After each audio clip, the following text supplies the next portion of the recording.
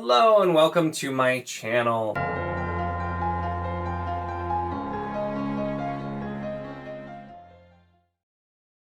So in this video, I'm going to be continuing my kind of like miscellaneous Wheel of Time content type thing by talking about the nature of ta'veren. Now, most of this will be very general, talking about ta'veren. I will note I'll mention some very, very mild spoilers from up through to The Dragon Reborn, as well as some even more, not even really spoilers, just general ideas from The Shadow Rising, because I plan to film this shortly after finishing The Dragon Reborn, because I've been trying to do a different piece of content for each book that I read. And then also there's some relevant things to talk about in The Shadow Rising, so it'll go there. I will note specifically if I'm going to say anything that's even a minor spoiler, but for this will be mostly general. If you've read the first few books, you're obviously fine. And depending on where you are, if you just don't want to know any more about it and want to wait and find out, then maybe don't watch this one. But let's jump in and talk about ta'veren. So what are ta'veren is really the first question. So it's something that's mentioned quite a lot, even up in the Eye of the World. Like right off the bat, we mentioned ta'veren. We know that Rand, Mat, and Perrin are ta'veren, and particularly strong ta'veren as well. And so we're not given ever like a completely clear answer on it, but we're told different times it's kind of like this, it's kind of like that. And so the big thing is if you imagine the pattern, and it's, the age lace and all of the strings being woven by the Wheel of Time, and a ta'veren is almost like a whirl in there. So it's like as it moves, it pulls other strings around it, and so it can affect different things, and also things are kind of attracted to it as well. And so that's the big thing. The kind of like very easy to summarize answer is that ta'veren is a person that essentially is in the pattern. They're very significant, and they have the capacity, whether conscious or unconscious, usually unconscious, to actually change the pattern around them in some small ways. Now, it's not to say that ta'veren, no matter how powerful, can like completely uproot the pattern. It's commented to several times that the pattern also, because of a ta'veren, they'll be pulled in different directions as well. So it kind of has that effect both ways. A ta'veren can affect the pattern, but sometimes a ta'veren also has less choice on what they're actually doing, because at the same time as they pull things along, as they swirl through the pattern, the swirl kind of pulls them in different directions the pattern intends for them as well. So practically, that's kind of the philosophically what a ta'veren is.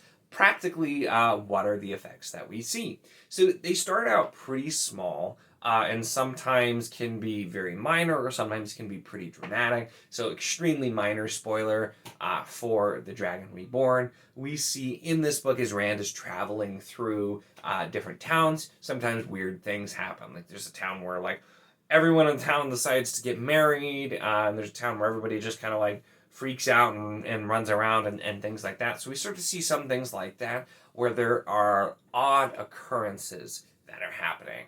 And it's talked about that almost in a way you can actually follow the path of odd occurrences to see where a ta'veren has gone. Now, I mentioned that both Rand and then Mat and Perrin are all three ta'veren, with Rand being the strongest ta'veren. And so you see more of an impact there, but you also start to see impacts with the others. So very generally not giving any sorts of spoilers. With Mat, a lot of it you see with his luck, and he comments on it as well, that his luck seems to be better than most people, almost like he can kind of feel the change in the odds or how his luck is going.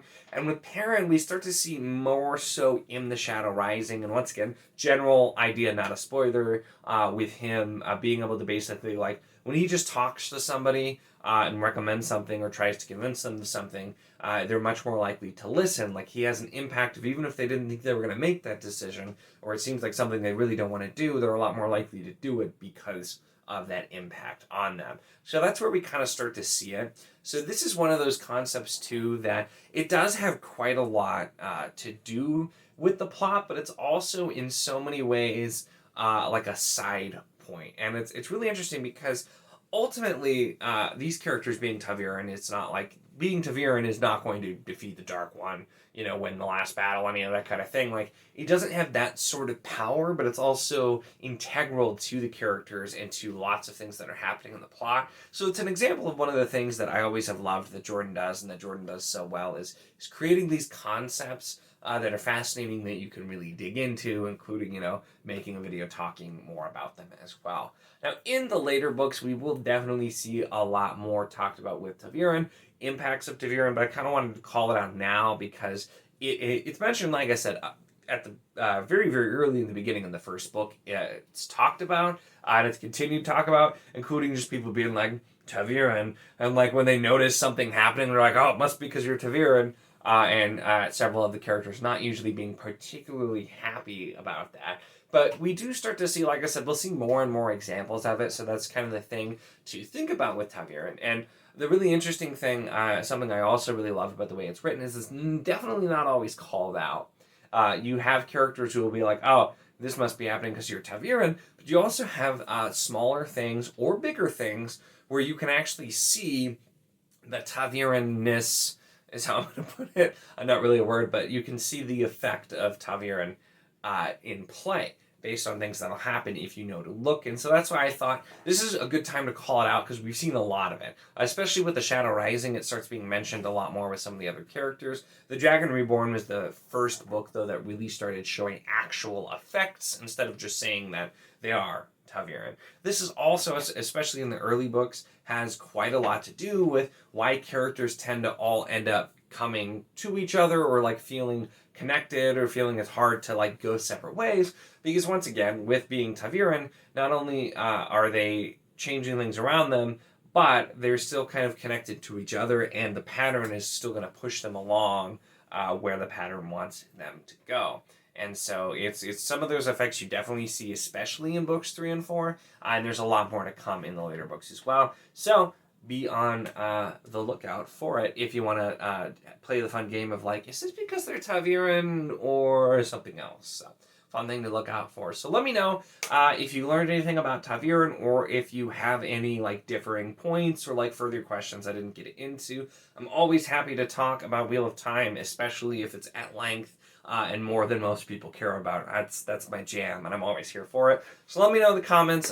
Would love to hear your thoughts on this video. Of course, if you did enjoy the video, make sure to give it a like. Check the link in the description for the Wizardly Duo Discord if you want to chat books, whether these books, other books, or really anything at all. It is a lot of fun, and we would love to have you. Of course, if you enjoy my content, make sure to subscribe.